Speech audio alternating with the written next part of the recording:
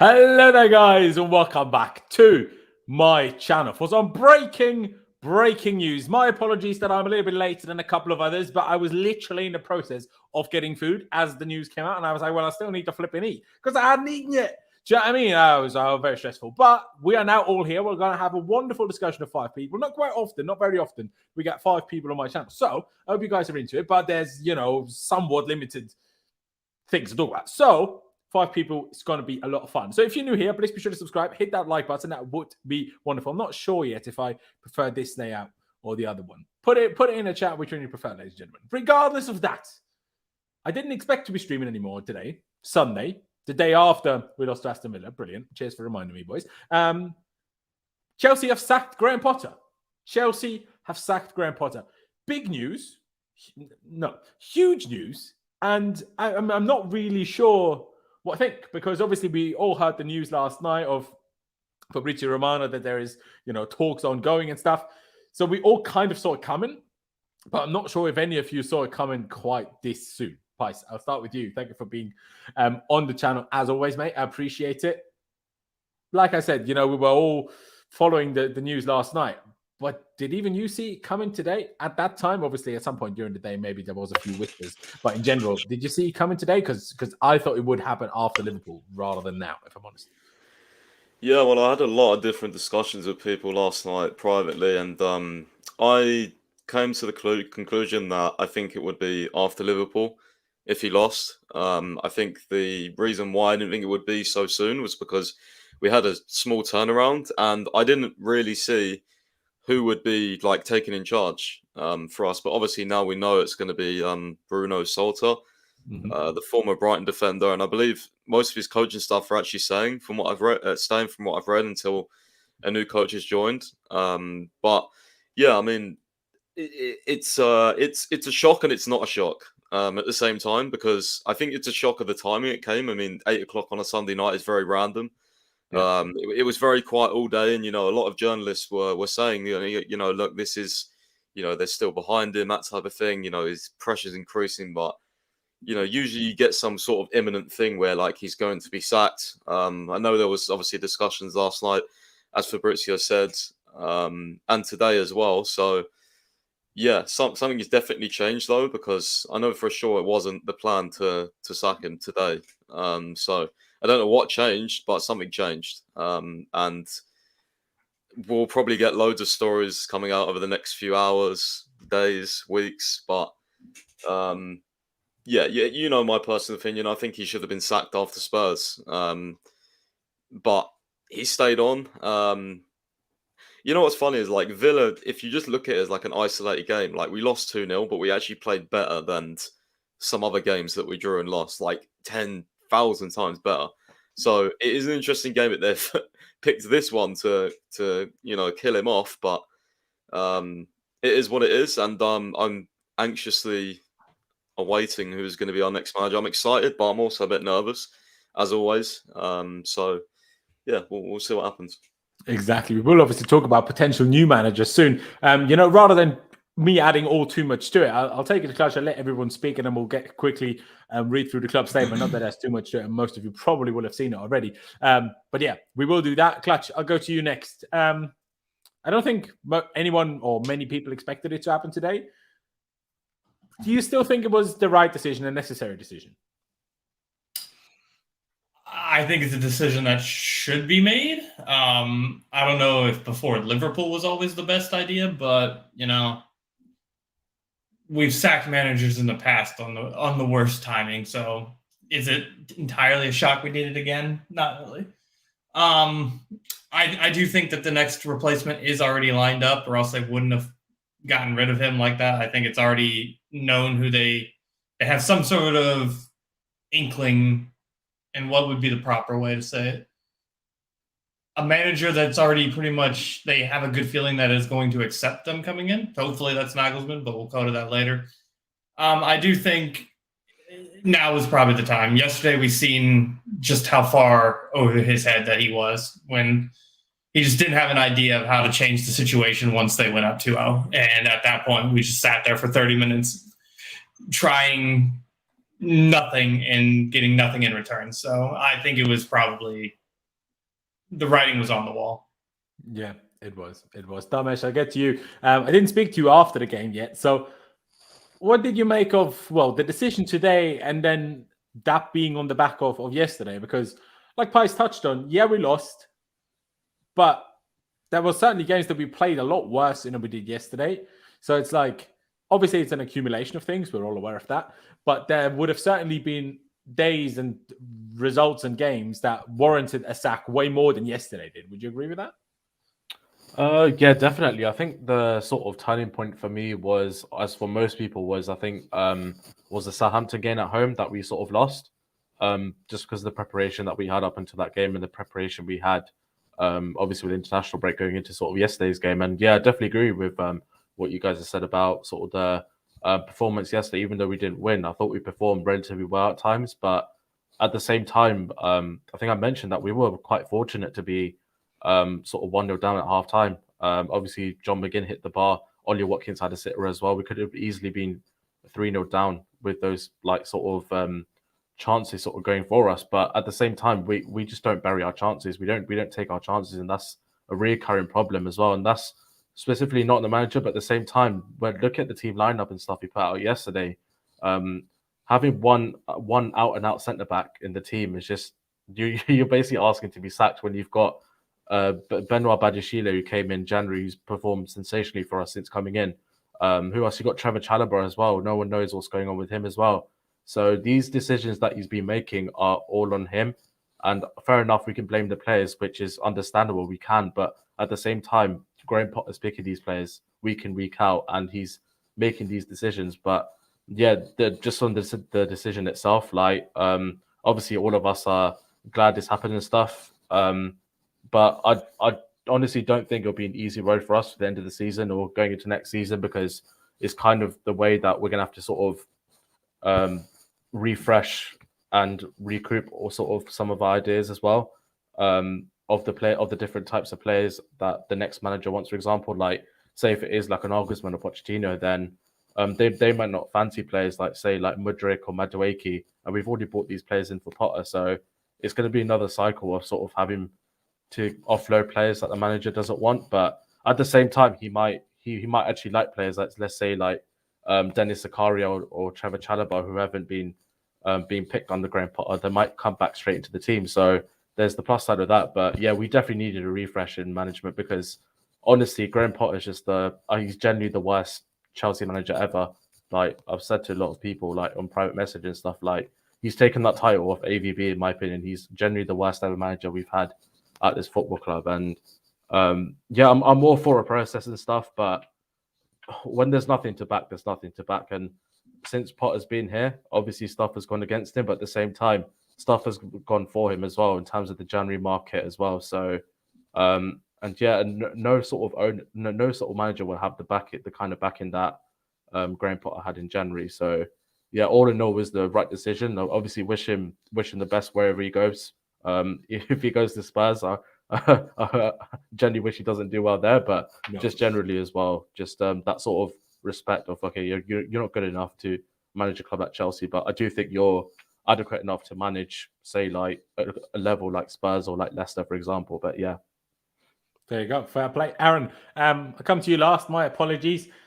What do you think about the situation? Do you agree with most of what's been said already? I mean, I'm just seeing it here. Elias here, he thinks it's ridiculous. We are a circus. Do you at all see that? I mean, this is our second managerial sacking this season. And N'Golo Kante has had more managers this season than he's played full games. Like, what the flip? But like, even if it's the right decision, we are still a circus. That's what I think. Yeah, man, it's crazy. It was a very unexpected timing, but as I like to say, as a Muslim man in the holy month of Ramadan, when you go to the mosque every evening and when you break your fast and you have to pray, it seems like my prayers have been answered, and it couldn't have been better timing, because fuck me, it was very long overdue. But it's one of those where it's better late than never, I think, because ultimately we knew it was just going downhill from here, and it was going too far down. It was untenable. We got to a point where it was just becoming such a normality to not expect anything, and that's not a position we should be in as fans of Chelsea Football Club. So it's good that they've finally taken the initiative as late as it is, when it should have been done many games ago. It's good that they've finally taken the initiative to get rid of him. And I do agree with the fact that I don't think they would have done it if they didn't already have a replacement lined up, or be very confident that the person they're speaking to is willing to take on the job and would come in when it suits them. And obviously, from the reports that we've seen, they've already approached a certain manager that I'm sure we'll get onto a little bit later. But I don't think they would have gone ahead with what they're doing if they didn't have confidence that he would take the job. So it's promising. It's good that we've finally done it, and now it's just a case of keeping up with the next few days of news. Is going to be hectic. It's going to be just like it was when we were getting taken over. There's going to be news coming out left, right, and centre. So it's going to be interesting to keep up to date with that and just see sort of what direction it goes in. But I'm feeling a lot better now about it than I did obviously yesterday after the defeat. So it's good that it's finally happened, and hopefully we can get that done sooner rather than later to salvage whatever we have left of this season and maybe go on a decent Champions League run. It'll be interesting to see whether we can get through to the semi-final and have the two managers going up against their ex-clubs. But yeah, it was long overdue, and I'm very happy about it. Fair, there you go. I mean, Jack Malloy in the chat said, never been so happy seeing a manager sacked. Very strange feeling, and I agree with that. It's not the happiest I've been. I think the happiest was AVB, but more so, or rather, I should say less because it was AVB or anything that AVB himself did, but more because I think we all had a feeling that when AVB got sacked, that we would get Jose back to replace him. And at the time, that was like, the be-all and end-all of being a Chelsea fan. You wanted Jose back. At least I did. I'm not sure. Maybe other people felt different, but that's how I felt. We'll get to the statement from Chelsea in a second. It's weird because on the one hand, it was definitely the right decision. And it needed to be done. I'm happy that they did it now rather than just sitting about and waiting about. The only thing I'm like, well, if they don't, you could have just done it after Liverpool, because I don't see a benefit in Bruno Saltor, as I like to pronounce it. I'm not sure how it's supposed to be pronounced. We'll get into more details about him in a few minutes. But I'm not sure if him being in charge of that game is any more useful than just keeping Potter for one more game. Do you know what I mean? I don't really see the big benefit in this. And if Safdor then now needs to stay for multiple games, well, then again, I'm like, well, then you might as well have kept him until then. There's no benefit from an interim now. Now, I know we won the Champions League under Roberto Di Matteo, but I don't know. Maybe I'm just being pessimistic, but I don't exactly believe in Bruno Safdor being the new Robbie Di Matteo and winning us the Champions League this year. Do you know what I mean? So it is that. Just quickly on Potter himself, I do want to say in a way I feel a bit bad for him, not necessarily, well, partly because he got sacked, obviously, but not because it's all that harsh, I think, but just from many perspectives. I mean, the guy didn't purposely, screw us over, and we took him from having a great time at Brighton, potentially becoming the next England manager. We basically ruined his career. Do you know what I mean? He's probably going to have to go to flipping Leicester now. Is that even a step upwards from Brighton? Do you know what I mean? So, I do feel a bit bad for him. That apparently we will get into detail again of that later, but apparently he's, agreed to come to a, some sort of compromise that it can be a smooth transition, whatever that means. Probably means in terms of financial fair play issues, we can pay him out later or something, but we'll get into that in a little bit. But yeah, like I say, I do feel a bit bad for him in that sense. There was also a lot of things that went against him this season, whether it was the injury crisis, whether it was, just the wrong players being out of form. Do you know what I mean? For example, players like Cucurella or Sterling or Aubameyang, he didn't even sign those players. And we brought those players in, and Sterling had his times at the beginning of the season I'm talking about, and Nagelsmann only really now in this small period between injuries, we actually stepped up and played even remotely close to what we expected of Raheem Sterling. So I do feel a bit bad for him in that sense, but I think there has to come a point, as much as he got unlucky, barely anyone, if at all anyone, still believed that he could turn it around. And when there's no belief of the fan base, and I don't know this for sure, but I'm assuming at least some of the players. And then, as we know, at least through journalists, part of the board as well. I just don't think you're going to turn it around. And once that point has come, it's just denying the inevitable to sack them. Like, how many times as Chelsea fans, how often have we gone through situations? And honestly, I mean, Clutch keeps mentioning that one moment, like the Thomas Tuchel's comments after the Arsenal game. I'm not saying it's the same, but some things happen in managerial careers, and from then on, you kind of feel like you're going to get sacked eventually. It might come sooner, it might come later, but it's going to happen eventually. I think for Graham Potter, unfortunately, that was the Spurs game that we lost a few weeks ago. I thought that was that moment. But yeah, at the end of the day, unless he goes to Spurs, I have no hard feelings against him. Like I say, he was never disrespectful to us. Yeah, sure, maybe he didn't quite embody the whole winning ethos and stuff, but that's because he's not experienced that. And maybe he's just not that much of a winner. And yeah, that's disappointing that we then hired him as a manager, but that doesn't make him a bad guy. So I have no issue with him. So unless he goes to Spurs, I wish him the best. But yeah, let me bring up this club statement from Chelsea. It was a bit weird in a way. I don't really know. I'm not sure if this is just my computer thing, but why is this badge blurry? Like, come on now. Like, seriously? Why is this badge blurry on the club statement of sacking the manager? You know how many millions of people will see this? Anyway, let me read through it quickly. Chelsea FC has announced that Graham Potter has departed the club. Graham has agreed to collaborate with the club to facilitate a smooth transition. In his time with the club, Graham has taken us to the quarterfinal of the Champions League, where we will face Real Madrid. Chelsea would like to thank Graham for all his efforts and contribution and wish him well for the future. Bruno Saltor will take charge of the team as interim head coach. Co-controlling owners Todd Boehly and Benoit Badiashile said, on behalf of everyone at the club, we want to thank Graham sincerely for his contribution to Chelsea. We have the highest degree of respect for Graham as a coach and as a person. He has always conducted himself with professionalism and integrity, and we are all disappointed in this outcome. Along with our incredible fans, we will all be getting behind Bruno and the team as we focus on the rest of the season. We have 10 Premier League games remaining and a Champions League quarterfinal ahead. We will put every effort and commitment into every one of those games so that we can see the season end the season on a high. I can't even read that. That baffled me because usually it was like the end of these statements are always kind of pointless. So I kind of just flew over this earlier when I read it, when it came out. So I actually clocked this for the first time. I'm like, excuse me. Well, this has me way more concerned again now. Pice, your thoughts on this statement, and especially that last line, you probably realized that before me, but I just realized it now. What do you mean we're going to get behind Bruno and the team as we focus on the rest of the season? Like, don't word it in a way as if we're not going to replace him soon. I still think we will, but come on now. Nice. Yeah. Oh, yeah, sorry. I didn't know whether you still had something to say. No, I mean, yeah, I did notice that straight away, and I was like, right, so is this guy managing us for the rest of the season? Because, like, if you just decided to, sack him, but have someone until the end of the season that's an interim, you might as well just have kept him and then got Nagelsmann or whoever you're getting in the summer. Like, yeah, and if you're getting an interim, make it flipping John Terry. Do you know what I mean? If it's for more than a game. It's a weird one, but I think personally, obviously, I cannot see a way we go into Real Madrid with Bruno Saltor in charge. I mean, no offense to him, but no offense to him, but like, is he even a coach? Like, obviously, he's like got some coaching experience, but I honestly, I had never heard his name. I know he played for Brighton. I figured that out since then as well. He's not, but Laurenz, he's not even like the two assistants are. I think one's called Bjorn, and then the other one is Billy Reid.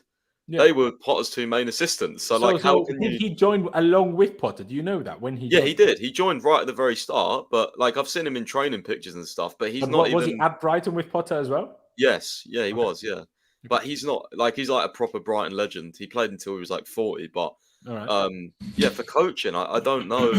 Like, it's a bit strange because he wasn't even the first two. Like, he wasn't even an assistant on the bench. So that is a strange one. I can't lie. That is a strange one, and that's even more so giving me the inkling that it's not going to be for long, because otherwise this seems like a strange decision. For one game, it doesn't really matter. You put the team in the position they're most comfortable with and let them do their thing and hope it works. That's it. Let's be honest. That's what happens when you have an interim coach for a very short time and they just try to get you as motivated as possible. I'll get your guys' thoughts on the statement in just a second. I do appreciate this super chat by Richard Grace. Appreciate it as always, mate. He says, breaking news. Chelsea to now be ran by a democratic process and players voting on starting lineups as well as any transfers. Now, I'm not sure on transfers, but I would find it quite entertaining if the team voted on who should start. Hey, I mean, people couldn't complain if they aren't getting picked, unless they then complain about getting bullied or some shit. But you know, they certainly couldn't complain. Maybe that's what we should start doing. Make all players take a coaching course over the summer, and then let them pick the team. See how that one goes for us. You know what? I'll do reverse order from last time outside of Pice. Sorry, you were saying Pice? No, I was just saying I just read some breaking news from the Mail where it said that Leicester are very keen to know what Graham Potter's plans are immediately after Chelsea sacking. So that's interesting. That'd be insane. You do a job there, to be fair, I think. This is level, isn't it? It is, but is he what they need right now? I don't know about that. I'm just seeing a few other tweets here at the same time. My apologies. You say Brighton, didn't you? So. Yeah, no, it is true, but I still think that he deserves a step up from Brighton.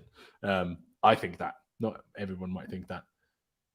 Ben Jacobs in the mud. He should quit. Why? What did Ben Jacobs say? He did say something in the afternoon, but I wasn't available to read it all. Pice, what did Ben Jacobs say? Can I just say, Ben Jacobs is overall very reliable, and if you're going to have a go at Ben Jacobs, you need to also have a go at David Ornstein and other journalists who said he wasn't going to, well, not categorically wasn't going to get sacked, but all Ben Jacobs said it wasn't happening before Liverpool, didn't he? Literally, yeah. All Ben Jacobs said was that the expectation is that it's business as usual and that he will be taking the Liverpool game. But I know, having talked to him, he knows about a lot of stuff. So I know a lot of people like to, take jabs at him, but trust me, this situation developed this afternoon. Like last night, he wasn't going to get sacked. So, I personally, don't believe the sources that say, he was going to be sacked last night or after the game, whatever. Like people were pushing for it, but it wasn't decided then. And that's my. I can't remember who it was, but didn't someone say that Boehly had a conversation with Potter and it seemed to have been decided after that? So Alex Crook from Talk Sports said it was this afternoon. They held a convo and that was it. I think actually Nathan Gissing said it was decided last night. So there's a lot of different people saying different things, and that's obviously you're going to get that after a coach gets sacked. But hopefully the picture will become clearer. But yeah, exactly. The club I might never feed think one thing. like. Sorry, go on. No, I was going to say the club might feed one thing to the Athletic. Ben Jacobs might find out another thing because he's closer to someone else. Like it's just got to respect everyone, unless they're just an awful source. Yeah, no, exactly. Because it's especially when it comes to situations like this that genuinely change or seem to at least change in a small, short space of time. Like, just because they said the wrong thing doesn't mean that was always wrong. But maybe they got the information a bit late, and by the time they released it, by then maybe it was wrong, But that doesn't necessarily, it certainly doesn't make them bad people. It happens. This is how Ben responded. All right, put that in the chat, could say, and we'll see. But anyways, I'll go opposite direction. Aaron, what did you make of the statement, and in particular the last? Maybe I should zoom in a little bit so you guys can actually read that a bit better. Especially the last paragraph. Like, did you think? Oops. That sounds like we're trying to go into him with into the rest of the season with him. It does a little bit, but I hope not. Yeah, I think I must have said it on the group because when I read it, it just sounded like they were prepared to stick it out with Bruno until the end of the season, which seemed very strange because if that was the case, then there's literally no point in sacking Potter. You might as well have just gone to the end of the season with him. He's and literally then Potter's coach. Like, how different is he going to be? Yeah, it really doesn't make that much of a difference. So it just seems very strange. If the wording is to be perceived in the way that it sounds, then it sounds like the appointment that they're going to look for is going to be for next season onwards, which seems very odd to me. I don't really understand why they do that. So I'm not too sure. I think we're going to need a bit more clarity over the next few days as to what their approach is in terms of going after the next manager, whether it's going to be coming in straight away, whether it's going to be then coming in the summer. But I personally think when you've got, you're still in the Champions League, you've got your quarterfinal tie against Real Madrid, it doesn't make any sense to sack your manager and then go in with an interim coach rather than knowing that there's a person on the market who's a free agent who you're already talking to and you want to bring in, but then you're looking to do it in the summer. It doesn't seem like it makes any sense. So hopefully they can there's going to be some news coming out which makes things a lot more clearer, because I don't think that's a very clever approach to take. You may as well have just stuck it out with Potter until the end of the season if that was the case. Yeah, no, I don't disagree. I don't disagree. I just followed up on how apparently Ben Jacobs responded to this. It's easier than for me to bring up this tweet now, as we still have the statement up on screen. This aged well, but again, this morning that was absolutely the club's plan. Things change very fast. Potter expected to have the Liverpool game. The club even sent out his pre-match presser invite. Interesting.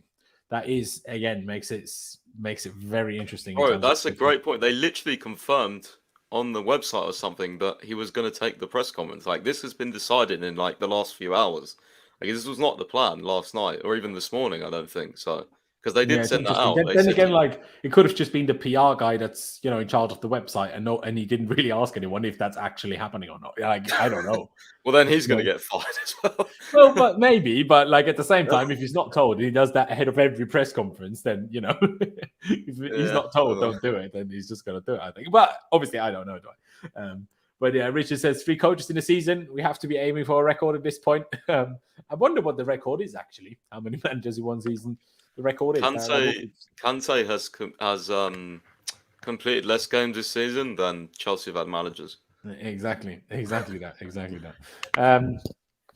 Aaron has finished this point, I think. So let me get to Damesh. What did you make of the statement as a whole, and also that last sentence or paragraph, I should say?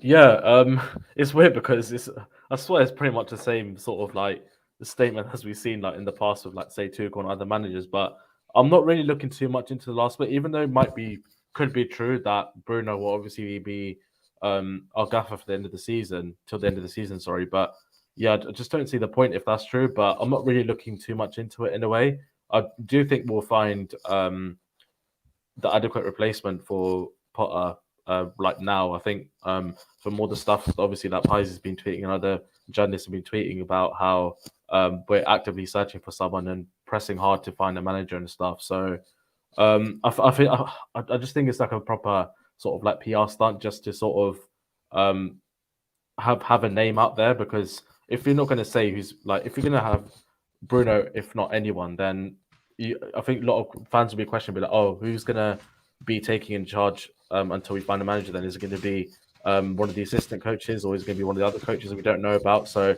I just think they had to throw a name in there just to literally just for PR, I think. So yeah, that's the way I sort of see it. I wouldn't sort of take too much seriousness into it in a way. I mean, if it's true, then fair enough, but I just don't see us going along with this Bruno guy to the end of the season, in my opinion, anyway. Neither do I, mate. Neither do I. Clutch, to you? Even if that last paragraph may sound like that a little bit? Nah, I don't think they're going to do that because it would make no sense. It would make zero sense to just do that. There has to be something that they know. They've been given good vibes from whoever they've approached that they would be willing to take the job. Otherwise, it would make no sense to just sack him now. Because, I mean, what's Bruno going to do that Graham isn't going to do?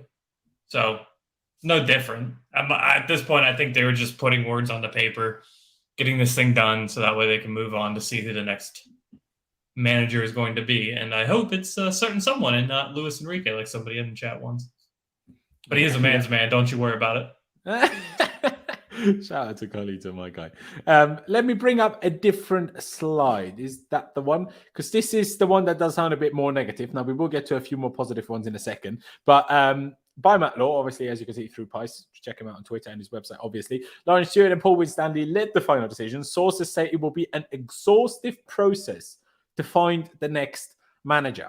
Well, this, I mean, is Matt Law. I know, Pice, you still rate Matt Law, but to me, I don't know. I don't really take Matt Law that seriously anymore. I know I should, but I don't. So I would just wait for somebody else to say things like that. For at least 2 people to say it before I back it. But I mean, yeah, I'm not a fan of hearing that. What about you, Pice? Or what would you make of that rather than, hearing of it? Of hearing what? This tweet? That it would be an exhaustive process to find the next manager, because that doesn't sound like it's a quick process, does it? Yeah, I think it's a bit unclear at the moment. I mean, I think Fabrizio is better than Matt Law these days. Yeah, I mean, exactly. He's already said we've contacted Nagelsmann, so I mean, I don't really think it's an exhaustive process at all. It's not like the managerial market is you know, filled with world-class managers. You know, there's probably maybe 3 or 4 potential new Chelsea managers. That's not an exhaustive process. So, no, I don't believe that.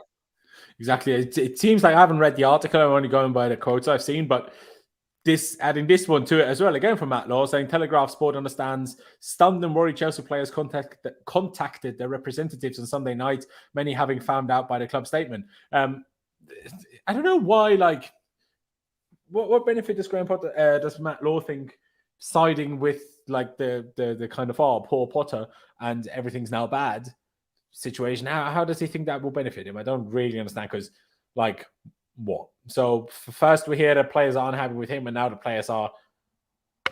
He's English, bro, and Potter's English. Simple link.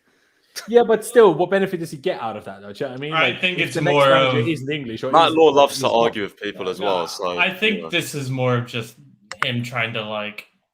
But why would What's he the make it up word? though? Like, I don't think it's. Do you then see it as made up, or what do you think of it? No, he just likes. I mean, I've heard him on a podcast before saying, you know, I don't know. I just kind of get the type of. He's kind of character likes pressing people's buttons, and I think, you know, he knows that. I agree with that, but there's two ways. Either it's true or it's a lie. Do you know what I mean? This probably is true.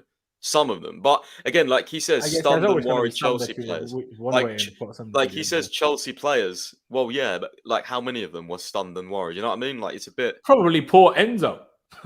He's like, oh no, he's a nice man. I can see this being a bit of truth though, because I don't think Chelsea, like the hierarchy and that, are the sort of people that will like feed this sort of like, you know how like the old days where like Terry and that, they used to know when like a manager would get sacked, they'd have a feeling. Like I just genuinely felt like these players, or feel like these players just kind of were just sort of like got the impression that they would just ride through the storm sort of thing. But you know, surely they had in their back of their mind, like it's football, surely they know. And they've got some parts playing it as well, that if you have the record that we did, then surely you can't like think, oh, he's 100% safe. Like, even if that's the message, like that, you'd just be stupid to think that. Exactly. I do agree. I brought another thing up on screen. I will stick with Pice again for a second, just to, you know, because he will have the best overview on all the news that have come out, and then I'll let the boys obviously share their thoughts as well. So again, Pice, Nizar Kintella from nowadays the Standard, isn't he? Even though he has been sacked, Graham Potter has agreed to collaborate with the club to ensure a smooth transition. Obviously, in the statement that was something along those lines was stated as well. Do you know at all? Do you have any inkling at all what that could mean? And if you don't have, like, in terms of anything you heard, what do you think that really means? Well, I haven't heard anything. I thought it was like going to be like almost like discussing the squad. But then you wouldn't do that if a new manager comes in. So I don't know. That's a weird one. I'd like to know a bit more about that. That is weird. My assumption about that would have been a financial smooth transition. I don't know whether that's just where my head went, because obviously we all heard about this apparent huge payout that we'd have to pay him.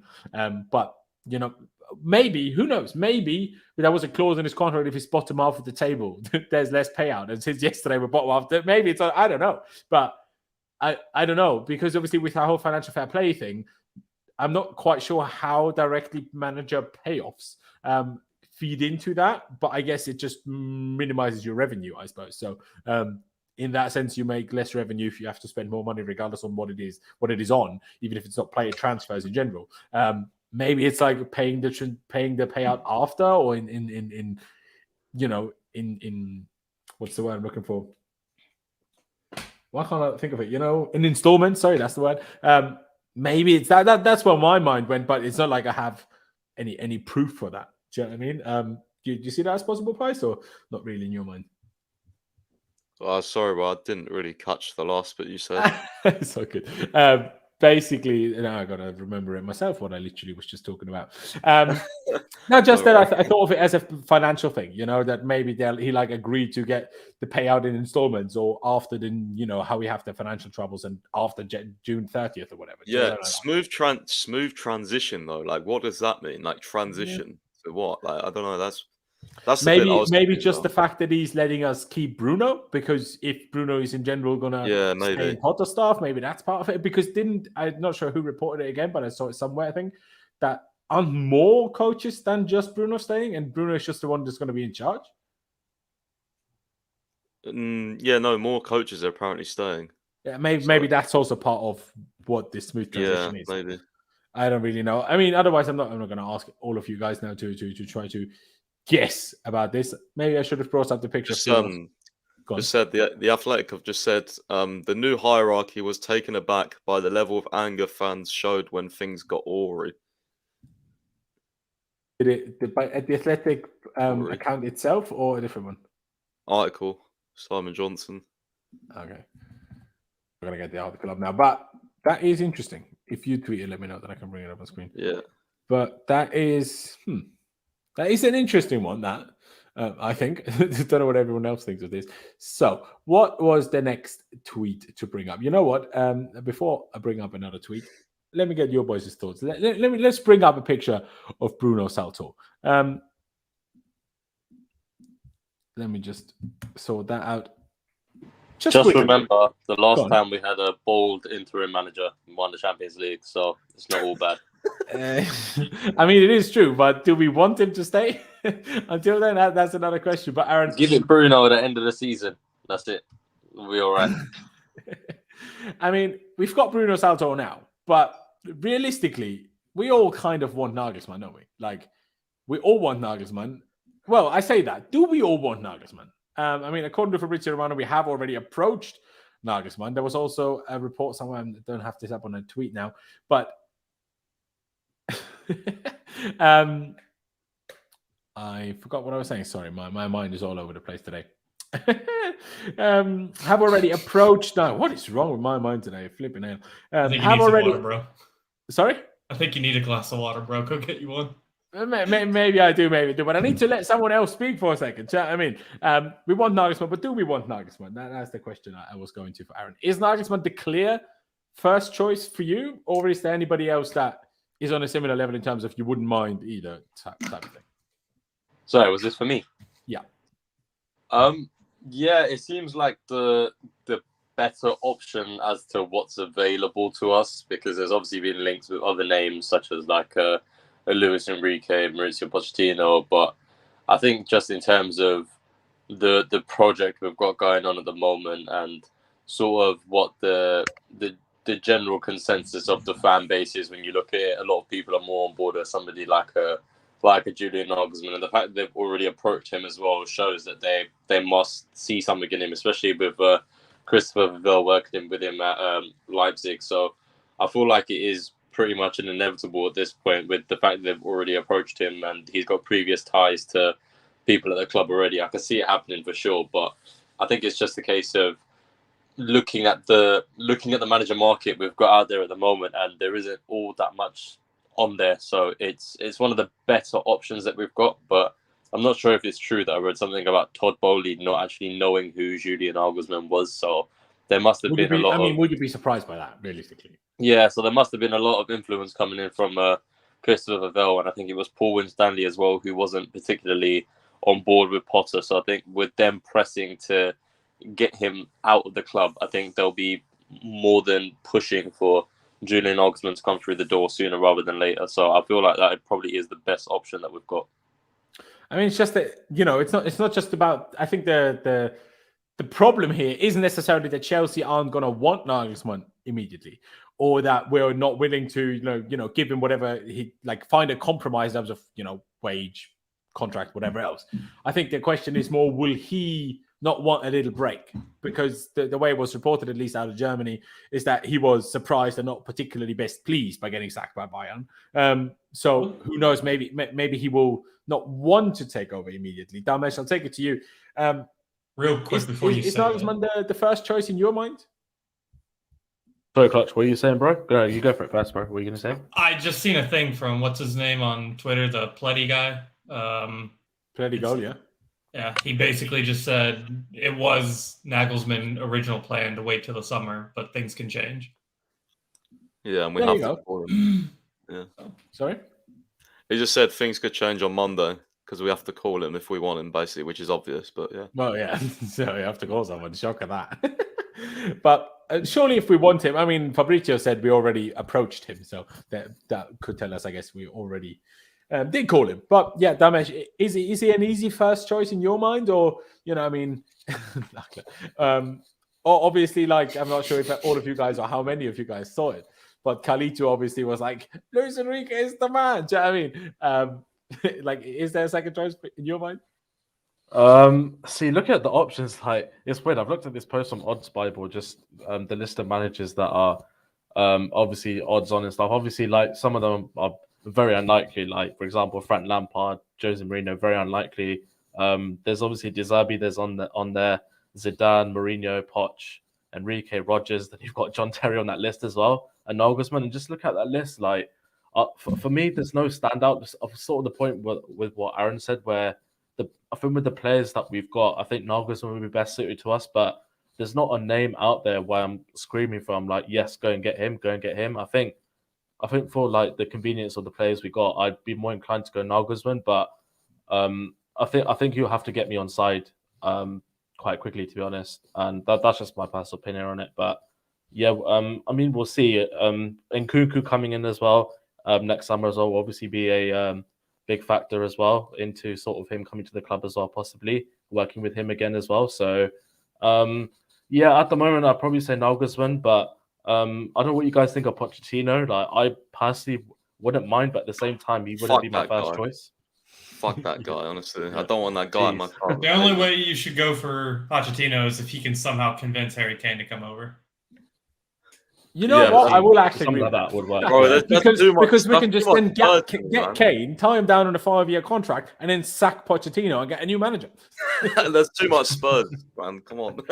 Like, I would literally rather jump out of my third floor window than have Pochettino take over Chelsea. But I have personal displeasure for the man. So, but I think if honestly, in all seriousness, I think if Poch does end up becoming a manager, which I don't think will happen, I wasn't serious. You never know, bro. But like, yeah, oh god, I forgot what I was saying now. But yeah, even if say Poch wants to become the manager, then I mean, we'll just roll with it. I guess we've got 10 games to go. Let's just see how it goes, man. But yeah, like I said, I think Julian Nagelsmann will definitely be the one I sort of go for with sort of the list that's been sort of given.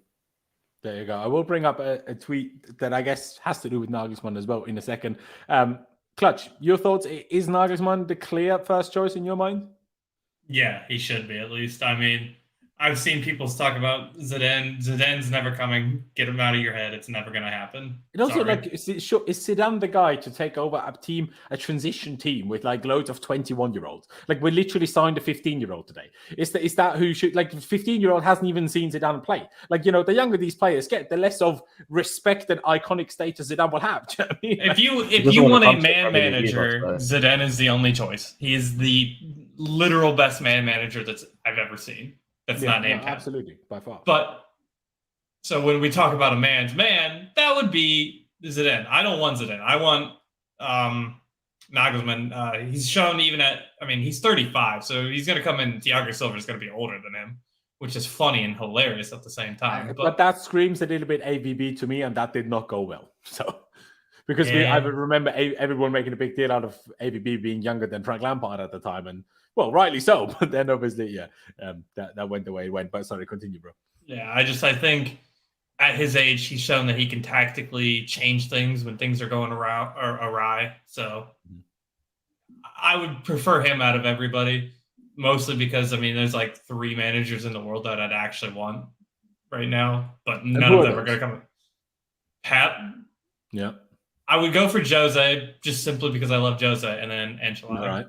Okay. Ancelotti was the last one. Ancelotti. Yeah. It's a weird one. I'm still a little bit confused by what Ancelotti pulled off again at Real Madrid.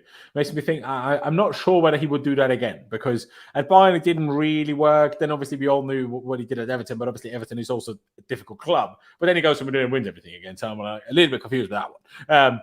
But I'm not sure if he will be would he be the best for our like barely 23-year-old average squad? Do you know what I mean? Like, I'm not too sure. Pice, I kind of know your answer, but I also don't. So is it a clear first choice, Julian Nagelsmann, in your mind? or does anyone, even if you made it clear it's not Pochettino, does anyone come close as like an option? Okay, I'd be happy with that too. I think either Nagelsmann or Enrique for me. Those are the only two. But Nagelsmann is probably 3 tiers above. I think Nagelsmann fits what we're trying to do best. I think personally. Enrique would still excite me because of the level of experience he's got. And I think he probably has less risk factors in some sense than Nagelsmann does. But I just think Nagelsmann, I mean, if we get Nagelsmann and it goes wrong, never, ever, ever hire a project manager ever again. Just don't bother. I still disagree that he is that, but sure. Well, just because he's not been anywhere for more than 2 years, so he's not really. I'm just going to put it this way: Chelsea fans are not ready for a project manager, regardless of anything. But we've already seen that. You got what I'm trying to say, though. He's not a ready-made. Let's win tomorrow manager. Exactly, and he's maybe not, a full project manager, but he is one of the youngest coaches in world football. I tell you, I'd really like Ruben Amorim as well, but I think that's, I don't know, man. That is probably even a bigger risk, Sporting to Chelsea. I mean, at least Nagelsmann's also been there in the season, so that is much more difficult to do right now. Yeah, but I was so impressed with their football against Arsenal, especially at the Emirates. My God, I've not seen a team do that to Arsenal all season, bro. They were ridiculous.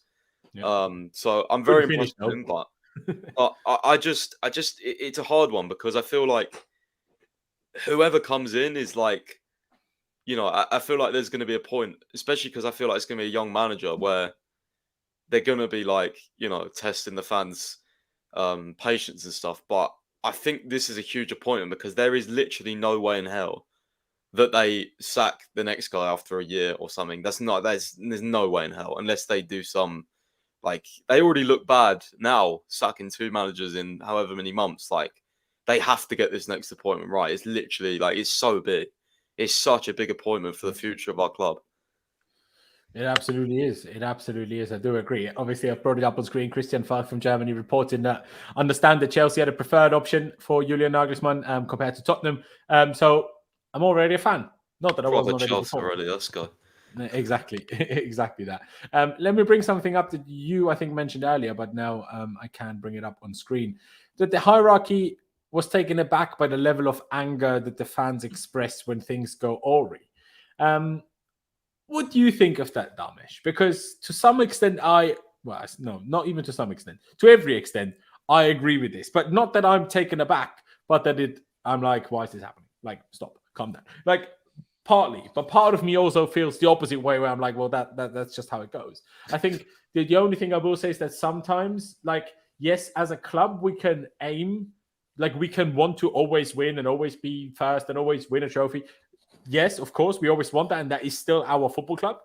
But I think you sometimes also have to be a bit realistic when you look at a squad and changing as many players as we did, and understand that doesn't necessarily that's not realistic right now. And that's why I agree now that we're 11th and also started losing too many games. So okay, there comes a point where this is done. But people were complaining and asking for him to get gone way before that became reasonable, in my opinion. So what do you think of the hierarchy thinking like that? Because to me, that makes me wonder, did that influence their decision at all? Because if that influenced their decision, would they better be prepared that we will never have a long-term manager? Never. It will never happen. So then they better prepare for that. Because then if they realize that, then maybe we should wait with Nagelsmann, because I guarantee he's going to be better when he's 40 than now that he's 35. Do you know what I mean? So yeah. It's what do you make of the hierarchy apparently thinking this? Do you know what? It won't surprise me at all, because we've seen how toxic sort of the stadiums have been. One example is Southampton at home, of how sort of toxic it was at half time, at full time as well. Then obviously got some of the away games as well. Obviously that we obviously drew to West Ham. Obviously lost to Tottenham as well. Then we drew 2-2 at home to Everton as well. Then obviously the Villa game just recently as well, and I think they've sort of seen fan reactions as well on social media, because they definitely look at that kind of stuff, and stuff like Cucurella being booed at halftime in games against West Ham, and obviously yesterday as well, being a factor in terms of criticism towards the manager, and yeah, it's just been proper toxic in terms of like from what I've heard of people going to games through that stadiums and stuff. Yeah, it's people said they've never sort of heard or seen Stamford Bridge like that when a manager's been in charge, and yeah, I think it got to a point where they just had to listen to the fans and try and bring back some of the success we've had on the pitch. And yeah, I mean, they've obviously acted on it now, but it's I think it's definitely a massive factor into second manager, because I think if fans weren't complaining, if we weren't as serious as say like Arsenal fans, example, with how it went down with Wenger, I genuinely think he would have stayed. But I think this uproar from the fans has definitely played a part. So yeah, a massive respect to the fans as well for demanding and raising the standards of the football club, which it should be at the end of the day. Fair, interesting. Fair. Aaron, similar question to you, really. What do you make of that report that the hierarchy were taken aback by that? Like, regardless of whether you think the fans were right or wrong, does it surprise you that it surprised them? Like, is that kind of that was their proper introduction to how football works, how football is different to American sports? Maybe, but that's me questioning it because I don't really know American sports, especially on a fan level. Yeah, I don't know how sort of American sport is, so I can't make that direct comparison. But I do find it very strange because ultimately, when you think about it, if you've got a sinking ship, why is anyone on board gonna be happy? You're gonna be shitting yourself, thinking, "Oh shit, like this is going down, this is going bad." So I don't understand why they were sort of surprised, because everybody could see it. Like when he initially came in and we started to do decent, everyone was on board. As soon as it started going downhill, you could tell there was a shift, but everyone was starting to lose a bit of their patience because they had that good period initially, and then when it started going down, everyone started to think, okay, like what's going on here?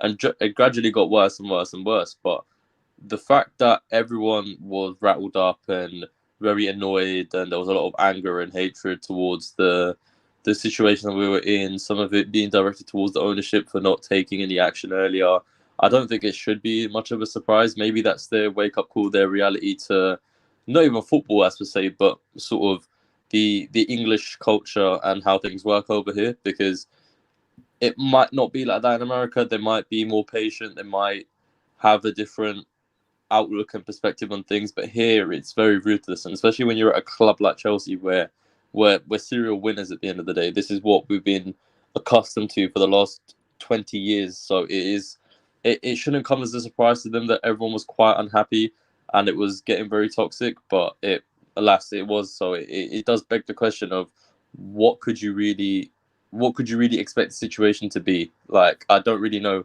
whether they were expecting people to be patient, happy, on board with it, trust the process. We don't do that shit. We never have. And obviously, we want to go into a direction where we do have a manager who's here for a longer term, who we have that faith in, who we're going to be a bit more patient with, allow them to develop something over time. But we knew after a while that this guy wasn't that guy. So it was one of them where it was like, you know that everyone's just not going to be pleased at all. So it shouldn't have been a surprise to them.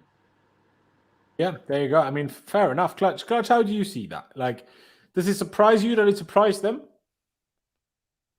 Yeah, a little. I mean, they clearly don't understand the fan base. I mean, I remember saying this back when we sacked Tuchel. We're not ready for a project. The fans are just never going to be ready for that. I mean, next year, the 2024 is about the 20th year anniversary of when Roman took over, right? Took over in 2004. Is that what I remember? 2003, it took over, I think. But yeah. So that's 20 years since then, right? 20 years with 1 year being without Roman. Most of these people who are, I mean, young, like most of the people here, don't know anything before that. You're still young, bro. Don't talk yourself down. I remember 10 years before Roman had the club. So okay, that does make you sound a bit old. So let's not twist it. And I think there's this.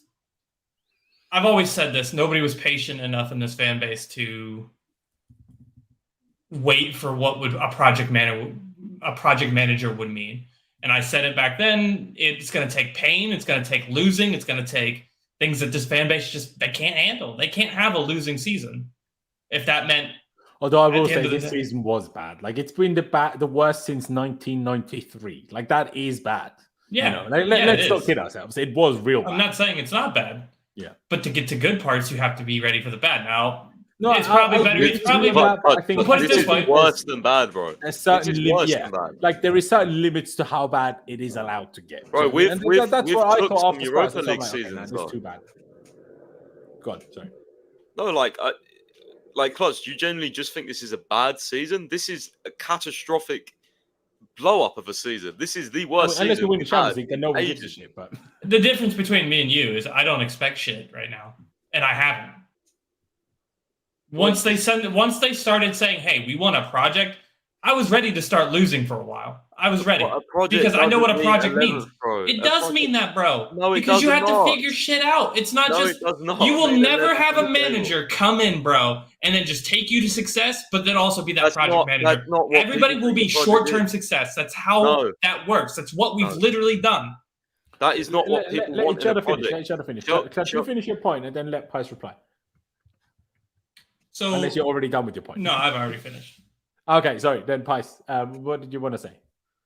Chelsea, like your whole point about Chelsea fans are not ready for a project. Chelsea fans will always moan when we're not winning. But if we finished 6th this season, 5 points something behind the top 4, fans would accept that. That is reality. 11th, 10th, 9th, 8th is way beyond reality. That's not a bad season. That's a catastrophic season. Just look into the stats, bro. This is not a It bad is also season. true. I think we would probably all agree Spurs are having a bad season. And look at how far ahead of us they are. Do you know what I mean? Like it's just, I mean, by the way, I don't think it's right to generalize fans are not ready for a project. I think each fan is different, but for me personally, top 4 is obviously the minimum. But if we miss out on that due to injuries, due to whatever, due to 5 points or whatever, some games, teething process, I'm fine to go through that. But not 11th, not 1-2 wins in 16 games. Like that's not a project. That's not what people want in the first place. No matter the manager, it's never happened at Chelsea. It's ridiculous. I think and if he maybe had the credit in the bank of having done something like this on a club at least close to the scale of Chelsea, I think that would also have made fans a little bit more patient. If there was like proof, say he did it at a club of the level of Dortmund and was successful over a few years. And even then there was like, okay, evidence the first year was a bit of a struggle, but then it got better. If there was this evidence, I think people would have been more patient, even with a season this bad. But like I say, I still agree that I agree with you, Klaus, obviously, that to progress, you need to step, there will be down periods in that progress. It's just inevitable. But I do also agree with Pice that there are certain limits to what is acceptable, I suppose. There's another thing I want to bring up just as it's come out from Nizaki and Seller. Again, no issue with him, but he's not exactly the best source of them all. But he does say Nagelsmann is interested in the Chelsea job, but it is very early days in the search. He wants a break anyway. Again, I really don't want to sit here, and I have no problem with Bruno Saltor, but I just don't know nothing about the guy. But so maybe after Tuesday I will change my mind on that. But I don't really want to go to the end of the season with Bruno Saltor. Like we might as well have done it with Potter then. I mean, we got past Dortmund, so we might as well have at least given him until the Madrid game if we're not going to replace him properly instantly. That's what I'm trying to say. Aaron, do you agree with that? Like if we can't, I know you were quite adamant in wanting Potter out, but I know you touched on it earlier already, but if he wants a break now, at least until Madrid, we could have given him. I guess after Madrid, you might as well have done a caretaker, I suppose, if the caretaker will have any sort of contact or connection with Nagelsmann or whatever, potentially. But otherwise, I don't really see the point. I still have hope and the feeling that we might get him soon. But if we don't, I find it a bit pointless. Yeah, if we don't bring him in soon, then it is genuinely just ridiculous timing because you're effectively sacking the manager and leaving yourself with nobody in charge properly when you're still in the quarterfinals of the Champions League. If it got to a point where we played Real Madrid, we were out of the Champions League, then you genuinely have nothing to play for. Like, absolutely nothing. You're not making the top 4. The Europa League, fair enough, you could try and get in those positions, but even then, you're probably not going to in the Conference League. Just no one gives a shit about the Conference League, so it really does not matter. So it begs the question, if Nagelsmann does want to wait to the summer, then they should have been a lot more well-informed and found out that information sooner before then sacking Potter, because then it makes it look like a very stupid decision, because when the time was right to do it, in a lot of our eyes, you didn't, and now you've waited until now. But the games that you've got coming up suggest that you definitely need a manager, whether it's, even if it's Potter, he wasn't doing well, but if you've got a manager in the role at the time when you're playing those games, and he knows the best way to put out the squad, because Bruno's not going to really know, is he? He's not the main guy. So it's just very stupid. I could keep going on, but it's stupid. Yeah, no, there you go. I mean, I assume we're probably all in agreement with that. I don't want to get too hung up on this. I do want to quickly also talk about Julian Nagelsmann in a little bit more detail in a second. Another tweet that Pice just put out, as Sami Bokbel from the Daily Mail reported on it. Sources told Sportsman on Saturday, so that was after the game. It's just yesterday. In my head, Saturday is kind of 2 days ago. I don't know why. Was in massive trouble. Some influential figures had decided a long time ago Potter was not the right man. That is interesting. Now, Pice, I think it was privately that we talked about, or in the group chat anyway, talked about the whole structure at the club. But it is interesting that if some people, influential figures had decided a long time ago was not the right man, I do wonder who those people were, and if they're apparently influential, then why did it take this long to change anything? Do you know what I mean? Well, this is the whole problem, the whole discussion we had a few weeks ago. Yeah, no, exactly. Of the whole, voting system, or however it's decided, you need everyone on board. And, if certain people decided 3 or 4 weeks ago that he was not the right guy, but Todd Boehly and Badad still thought he was, because ultimately they have the biggest say, then what can you do? It's one of those. And also, there's not just, Win Stanley, Stewart, Vivell, Joe Shields, those are the new guys, but there's also you've got the board, who will obviously be involved as well, with was it David Barnard? He's quite an influential figure. There's certain other people at the club as well, and I'm sure we'll have a say. So yeah, it's difficult to get everyone on board. That's what I would say, when you've got so many people, and you have to be on board, because it doesn't matter what Vivell thinks if Bedadig Barley thinks different. He's above him, so you know what I mean. I mean, I guess then it's Vivell's job to learn how to communicate. Well, not that he doesn't know. He would have convince said Barley of why that is the correct decision, because Vivell is the guy that knows football like Barley isn't. So, then it's his job to convince him, I think. He would have tried if it was him. No, I agree. I'm aware.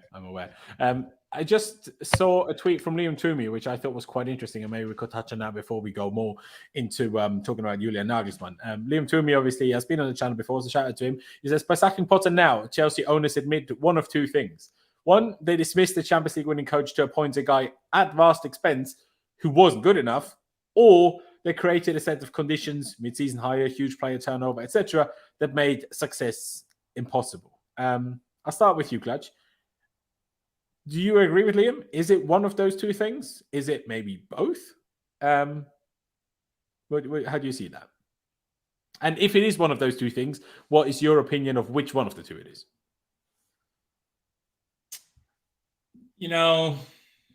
I think it's a combination. I mean, clearly, I know Tuchel was a very good coach, right?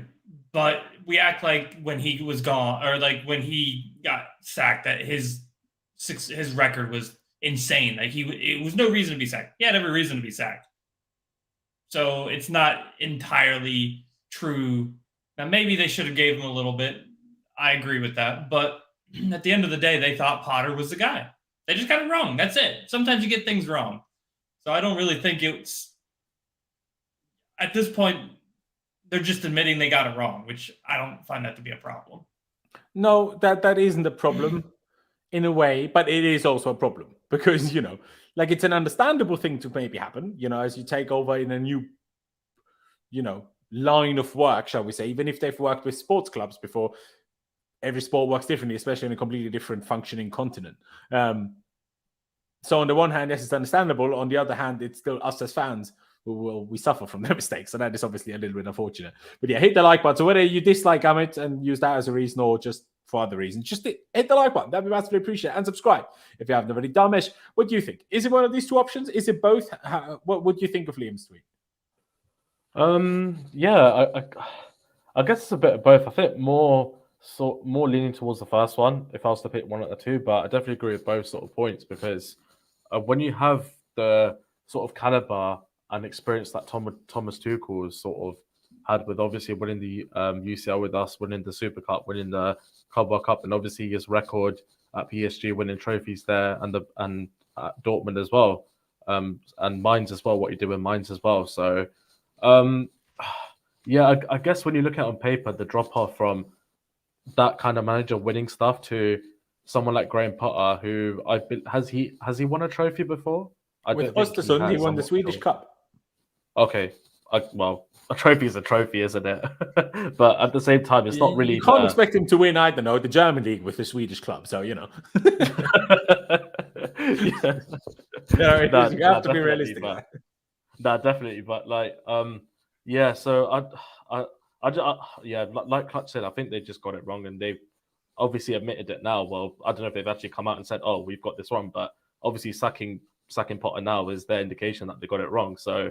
Yeah, and then the second point is, obviously they created a set of conditions, and obviously mid-season hire, bringing in loads of players in January, having that amount of squad. I don't know if any other manager would have done maybe. I don't know.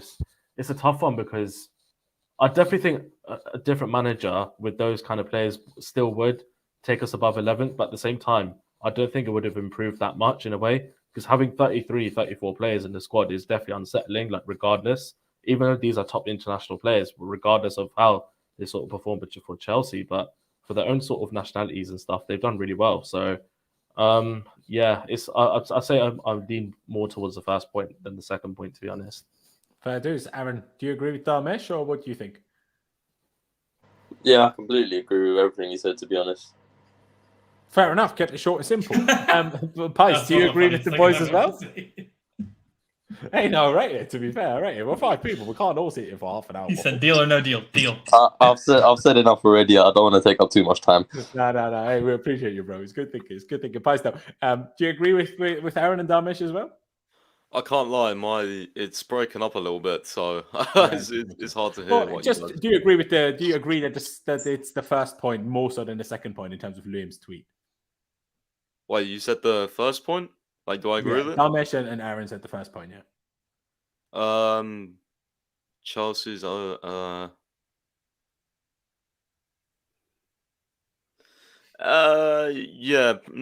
don't know, it's difficult. I don't think number 2 is necessarily true. Apart from like the mid-season hire is definitely difficult, but it's not like it was mid-season, it was after like 6 games. But it's still a stupid time to hire Potter. Yeah, so you agree it's more 1 than 2, so that they admit they dismissed Tuchel and appointed a new guy who was very expensive, and he just wasn't actually good enough. Yeah, I always said like the contract and the money we spent to get Potter was like, wow, like that was just. Yeah, I will still never understand why we gave him such a long contract and at so much money. Like, I still cannot believe that he wouldn't have joined us for $5 million a year. Like, he came from Brighton. I was like, what the hell? Opportunity to work at Chelsea would have been enough, and he didn't. They like quadrupled his wages. Like, yeah, exactly. Why? That's what I'm saying.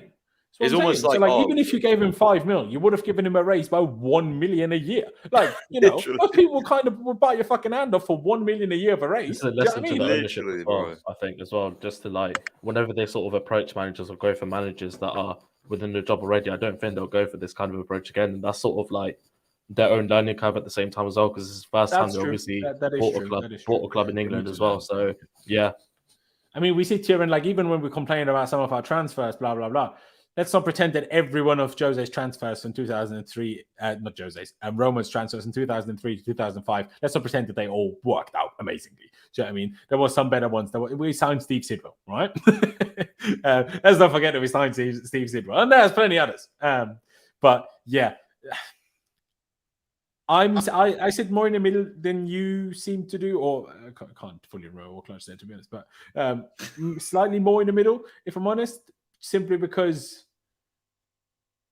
I think both is true in a way. I do think that Potter isn't good enough yet. Do I think he's a bad... I know he was the worst manager of the record at Chelsea. Do I think he's a bad manager? No, I don't. I still don't think that.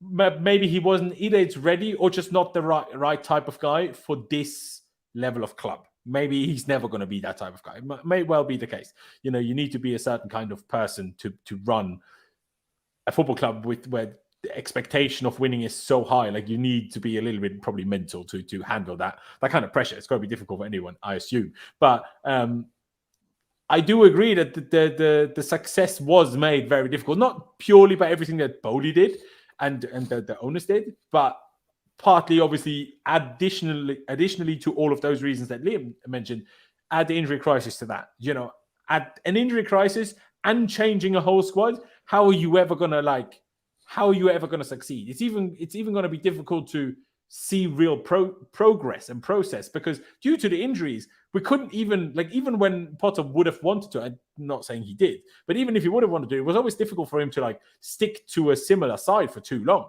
right? Because there was always, then another guy was injured, and two other guys were injured, and then this guy was injured, and then that guy was injured, and then we signed 17 new players. Do you know what I mean? How can you ever keep playing the same team? It's going to be very difficult. Got to go in 5 minutes. No worries. Joining your expert on a pod at 11, by the way, to let you know. Yeah, we will get that done. Don't worry about it. We will also in the future, well, I say in the future, in the next few days, when I hope things with Julian Nagelsmann do hot up a little bit, or we get even close to confirming him very soon, obviously, we will have your expert on a stream and get into all sorts of details what potentially could happen with Julian Nagelsmann. Now, a lot of people do still prefer, say, Luis Enrique, and there are shouts to be made for him. For sure. Someone in the chat put something earlier, and I wanted to bring it up because it quite amused me. It says Enrique's tiki-taka style is outdated. Additionally, Enrique has not been that successful outside of Barcelona. I'm not quite sure if you can quite call it tiki-taka, but I do agree that I fear that I'm not 1,000,000% sure if the style of Enrique will just work here. And people say, well, Pep's works here. But if you think Pep plays exactly the same way now as he did at Barca, well, he doesn't. I'm not saying Enrique plays the exact same way as he did at Barca. Not saying that. But Enrique has worked in a very limited area of football. He's worked in Spain. He's worked at one job in Italy, and then recently international football. Like, none of that is remotely close to Premier League football. So that is one doubt that I have. And yes, you can say the Bundesliga is also very different, but there's been a lot of proof as of late from managers coming directly from the Bundesliga to the Premier League and succeeding. So you can at least give Nagelsmann that pro in argument. But just to quickly bring something up about Julian Nagelsmann, obviously he's won a few trophies. Only in Germany, German league, as the little plate that they got here. I think that's the German Cup, even though it's a completely different trophy. And whatever that may be, doesn't really matter. But what's interesting when you look at this season's data, his points per game, 2.08 is not great, because even this one, the 2.31, at Bayern overall is, I don't know if it's the last five or I don't know if it's the top five, but in comparison to other Bayern managers, this is not great in the stat I saw. It's only Niko Kovac was worse. All the other ones were quite a bit better. And this season, it's quite a bit worse than 2.31. 2.08 it's not amazing. Then you look at Champions League, you played 8 games, won 8 games, only conceded 2 goals in all of those 8 games. So, I guess that is good. But like I touched on earlier, why I don't personally see him as a project coaches, because he's been 2016 to 2019. So, okay, that is 3 seasons to be fair. But he spent 3 seasons at Hoffenheim, then did 2 seasons at Leipzig, and now has done a bit more than 1.5 seasons at Bayern Munich. But it's crazy because the guy's 25 and he already has, 2 here, 2 here, 3 here. 7 seasons of professional being a coach. And the guy's only 35. You know how mental that is? that is crazy stuff. I mean, who do I go to? Who do I want to go to? I'll go to you, Clutch. What do you like most about Nagelsmann? I'm not necessarily expecting you to come out and this tactical thing, it's the greatest thing about him. I can't expect everyone to just be prepared for that. Here it says his preferred formation is 4-2-3-1. I don't know why it opened the German version of this website, but it doesn't really matter. I assume you can all. Is that his preferred? I thought his preferred was 3-1. Well, according to Transfer Market, 3-4. Clutch is going to hate him when he finds out he plays a lot of 3-4-3. I know he plays a lot of 3-4-3 with wingers. He does play a lot of 3-4-3, but apparently here his preferred formation is 4-2-3-1. So doesn't he play like a backwards 4-2-3-1? Yeah, so he's more. He played a bit of It's 4-1-4-1 like as well. 3 in defense with 2 midfield, and then 4 in front of them and 1 striker. Yeah, I think it's 3-1, like 3-2-4-1 or some shit. Yeah, but it doesn't really matter because I think he's changed it a lot over the years. I mean, if you look at Bayern this year, he's probably played like 6 different formations with look them. at Thomas Tuchel. When we got Thomas Tuchel, all the information that we had on him didn't tell us at all that he was going to play 3-4-3 for 18 months straight, and he did. So, like, who knows, really? Who knows? But is there anything in particular that impresses you? I like his adaptability about Julian Nagelsmann. I like his adaptability. I've seen him change formations mid-game. I see him do things mid-game to kind of change it, and it's hardly ever slow changes. I think that's the thing I like most about him is he always changes things pretty quickly when things are going wrong. So the Athletic actually said one of the cons apparently that the Bayern players didn't like was that he actually changed subs too often. Apparently, like he made changes too quickly. So that would be a stark contrast to what we've had with managers. That's for sure. It would be. I mean, Tuchel had a little of a hint of that in him, like when he brings Callum on and takes him back off, for example. Yeah. But maybe not as much. I think it is also part of that, though. Is also him being a young manager. I think as he gets older, as he gets more experienced, and obviously we're talking about getting him now, so he won't be more experienced. But I still think that will eventually slow down a little bit. I think that's part of, especially if your mind is actually really good at understanding football and you're good at that. And I think like a Tuchel, Nagelsmann is like that, where he understands football to a level that most people don't. But then it becomes difficult to always, because you want to make so many changes, you can't make all of those changes. Maybe difficult for him is to decide which changes are worth making in a game of football. I don't know, but fair enough. The adaptability is certainly a point to make. Faisal, I'll ask you. No, you know what? Who said they need to go in 5 minutes? You did, Yeah. Damish. Which is 7 minutes ago. I do apologize. So I'll ask you. I'll ask you the question next, and then I'll let you go. Yeah. What is there that you like about Julian Nagelsmann? After you've said earlier that he would be your first choice. Like sort of what Clutch said about his adaptability to sort of change formation in games as well. He's not afraid to make changes as well in terms of bringing on players for players who aren't performing at the time as well. Some of his attacking football at Leipzig as well was good to watch at the time. And yeah, like we've been crying out for an attacking manager for ages, and we might get our wish this time if we do.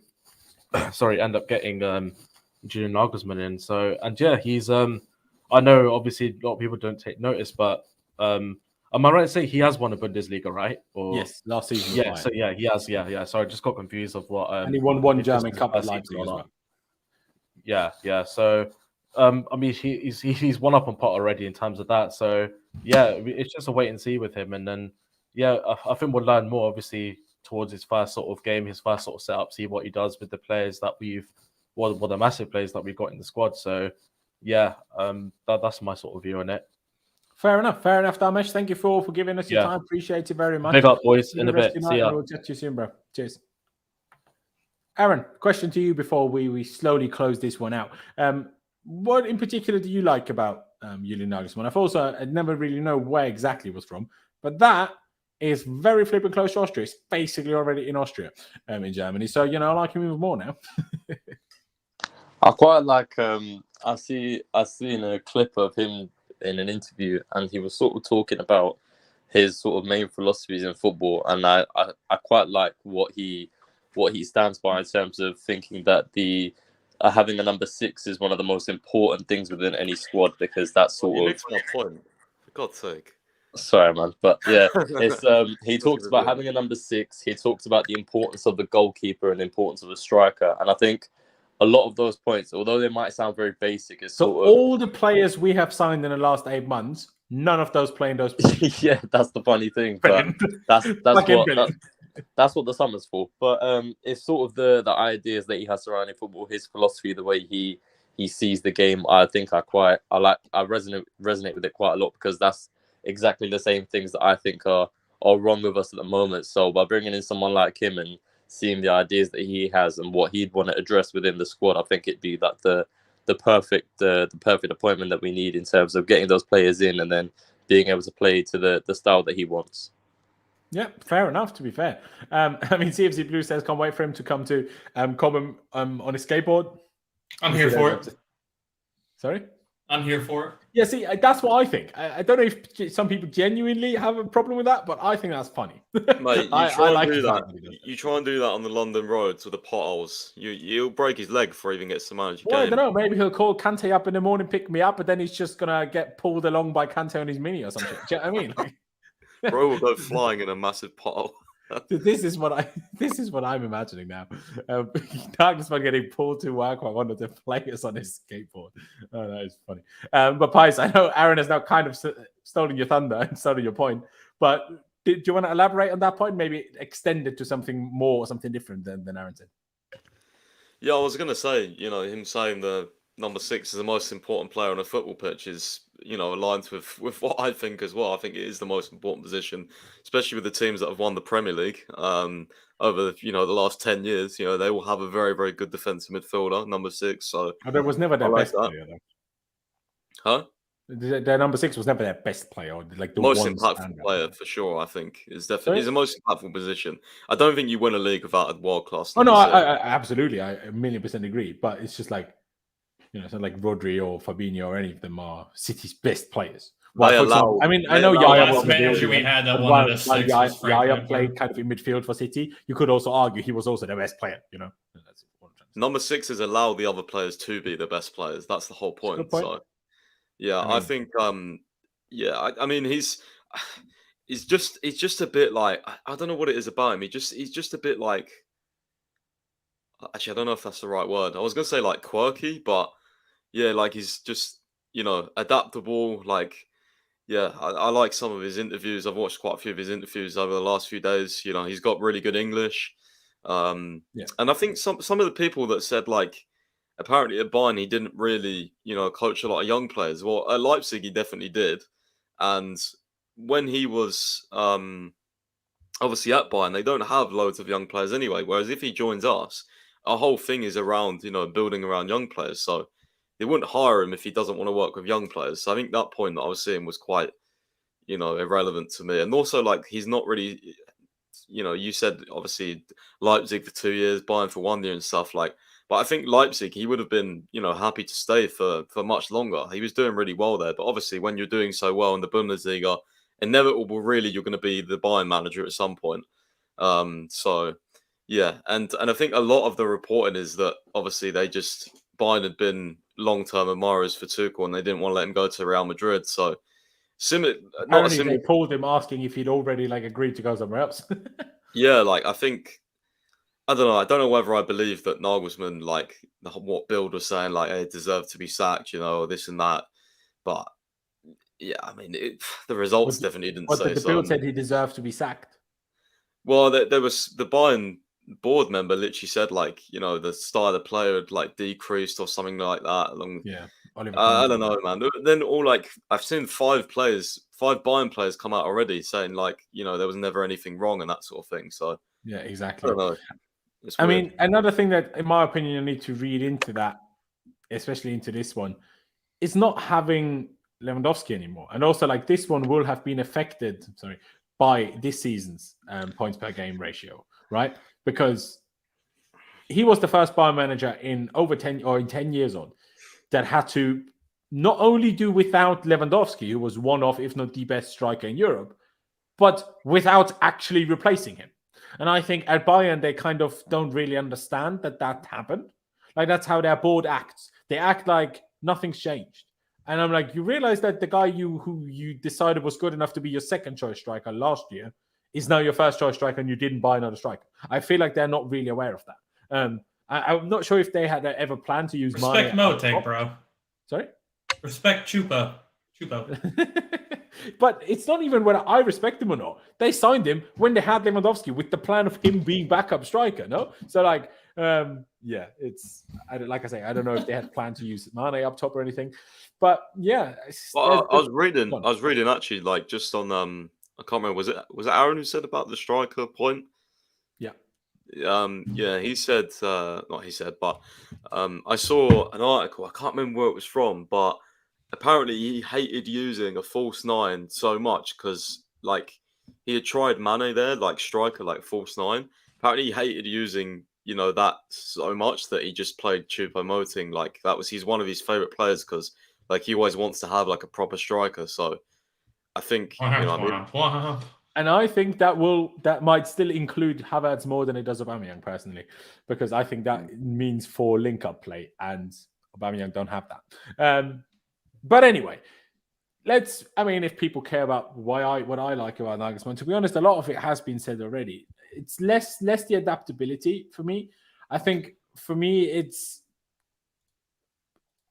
like I asked you guys, and that's kind of the question I'm trying to answer myself as well now, is what I find most impressive about him. And the most impressive thing to me is partly it's to do with his age. Yes, the age can also, in certain situations, maybe become a bit of a disadvantage to him.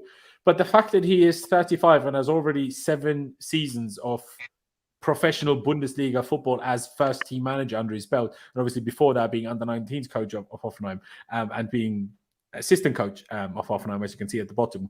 Co-trainer means assistant manager in German. Again, I don't know why I brought up the German transfer market version, I guess because I searched for a German manager.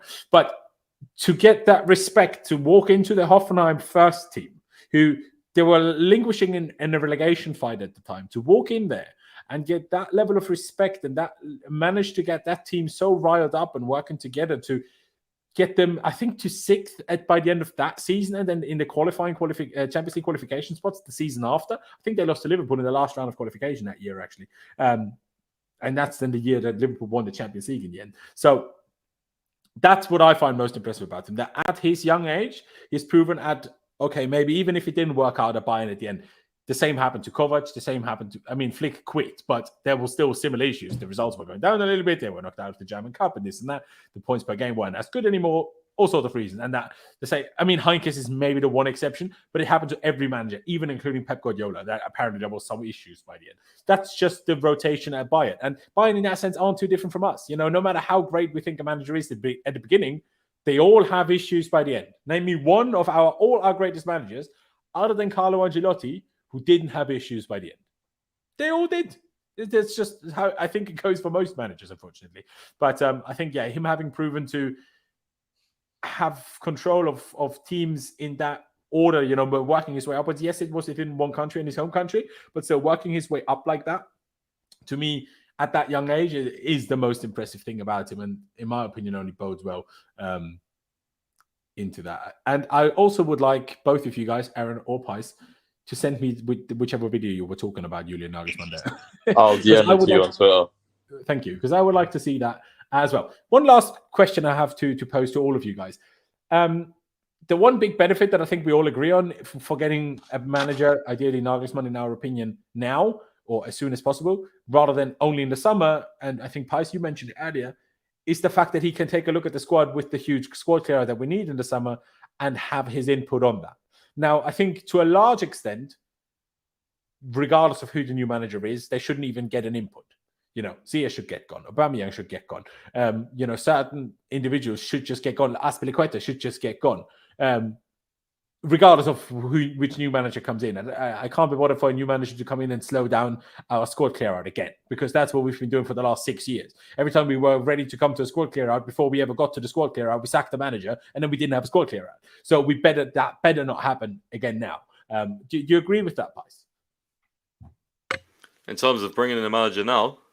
Yes. Oh, yeah. No. Yeah, I think. But do you agree that he shouldn't, certain players shouldn't even be in contention of, finding a way back in now? Yeah, I did make a little joke in the group chat about Aubameyang, and I would be interested to see if he does play any games or not. But yeah, no, he players that were earmarked to leave should still leave. I don't want, I know a new manager will probably come in and say everyone's on a clean slate because you've kind of got to get people on board, but I don't think, the likes of Ziyech and all that should sound. I don't think they will either, to be honest with you. I think there may be one or two that we thought might leave that might stay, depending on how quickly the manager comes. But, this is also assuming that Bruno doesn't continue for the next, however many games till the end of the season. But, yeah, no, people should have a chance to impress, but it should literally be, right, if they play well, it should be seen as, that's great for more money sort of thing. not for, okay, that's great, he's now staying, because that is always a number one worry I have with any new manager. You think, oh fuck, what are they going to think of certain players? Like, I'm already worried about, does Nagelsmann want Felix, or does he just want Nkunku? Like, if it's Nagelsmann, if it's another manager, that's why it's important. If he comes in now, he might be so impressed by him that he will want him. Yeah, like, if he it's comes not in him the though. summer Like, I'm and thinking, hasn't played with him, worked with him, then he might not. I agree. but like, it's not even just him though. It's like some of the other signings that we've signed. Like, what happens if he doesn't like a player that we all rate? It's like, oh fuck, what do you do then? Everyone gonna hate the manager? Like, it's gonna be, yeah. That is one of my only worries. Yeah, I don't disagree. Harry Watt, shout out to New Zealand. He says time to bring back Turbo Timo. Not quite sure about that one, Chief, but I appreciate the super chat. Someone's like, you're for it. Do you know what I mean? Aaron, do you agree that Nagelsmann coming in, obviously it's good that if he comes in now, the sooner the better, because then he can have his input on who should go. Maybe there were the ones that have slight question marks over them, whether it's like, I don't know, maybe a Kovacic, just because the contract situation hasn't been sorted. Maybe a point in Nagelsmann can convince Kovacic of potentially staying longer and signing a new contract. Similar situations go for other positions. But do you also think that, like the few mentioned, like Ziyech, like Aubameyang, those types of players, that they should just get gone and Nagelsmann shouldn't even be given a new decision on that? That's what because I don't want that again.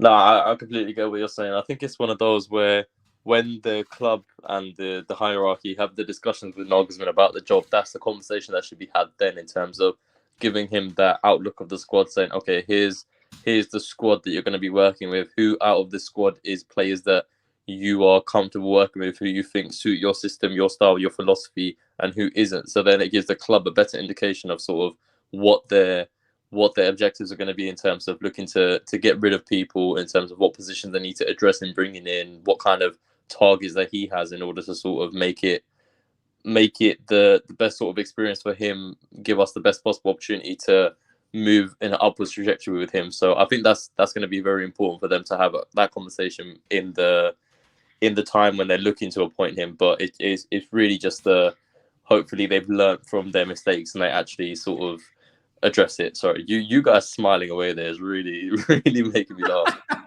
I don't know. Don't get distracted. Don't get distracted. Focus on what's important here. I don't know what's going on behind your screens, but yeah, I think I've made my point. It's just some guy in the chat called Clutch at Dollar Store Jorginho. I said give him at least a $10 store, but I don't know if those are anything or not. Clutch, distracting you from those minor insults, even though I don't think Jorginho is too bad. Do you agree? Like, what are your thoughts in terms of squad clear out, how important it is to bring the manager in now and not just, as preseason starts? Because as we know, for financial reasons, a lot of the players need to get gone before June 30th. So while I agree that while I think some of the players, that decision needs to be sold regardless of what any new manager thinks, they should even be asked about it. Let's say that, because I don't want them to ask them and they're like, okay, I would like to keep him, and Boehly's like, well, no. Do you know what I mean? So don't even ask in the first place. But on some of them, it's good that if the manager has a bit of time to make that decision. Yeah, I mean, the broader point, yeah, I'd agree with. Like, do I think the manager should be able to pick who he wants? Yeah, obviously, but progress is... Do I really expect somebody to pick a Ziyech, an Aspi to stay, or even Pulisic to stay? Doubtful. It's just, what about the players we have bought? What if they don't like them? I.e., what if Mudryk isn't liked by the new manager? What if Madueke isn't? Then it's just money down the drain, right? So I guess it gives time. I don't know. To the greater point, I do agree. You should get them in now so they have a little bit more of a decision or a ability to judge on a more rational level, like how do they play in games and whatnot. I do agree with that point, though. Fair enough. Ladies and gentlemen, I think it's about time we round this one out. Graham Potter has left Chelsea Football Club. I want to get back to it for a second. I mean, obviously, all the best to him. I do feel a bit bad for him, but it just had to be done. I will say something, and your expert texted this to me earlier, as he messaged me. He said that he thinks that decision was rash because if they were so close to sacking him, the one more defeat was doing the trick. you were so close to it already. Why wouldn't you have done it before the international break? Like to give yourself a bit more of a breathing time until the next game. I do agree with that point from Alex. Now, on the one hand, because obviously Real Madrid coming up, and that's fingers crossed sorting a new manager before then. I understand why it was still needed to be a quick decision. But do you agree with that sentiment from Alex that if they were this close, then one more defeat would do it?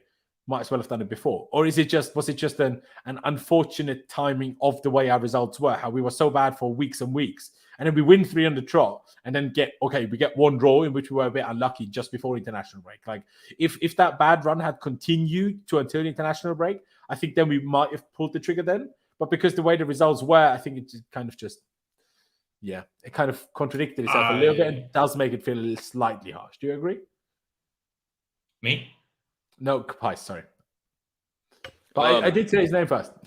Yes, no, 100%. I mean, I even said, start the stream, I'm a bit shocked because we actually played better against Villa, although we lost, than we did when, we lost to Southampton, for example, or lost to Spurs, or lost to... Arguably better than when we played and won against Leeds.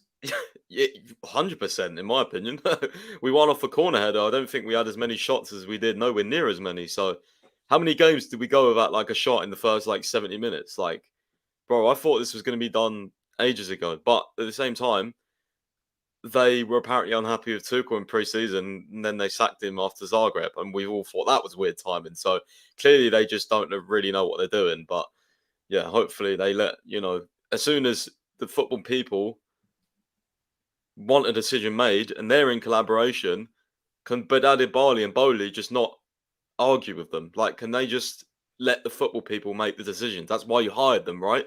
Or is it not? What's the point in hiring them then? So they've got... So long as those football people, because that was always part of my issue. If they had personal problems with Tuchel, regardless of whether we think they were right to have those personal problems, once they have them, the issue is there, and then it kind of becomes untenable.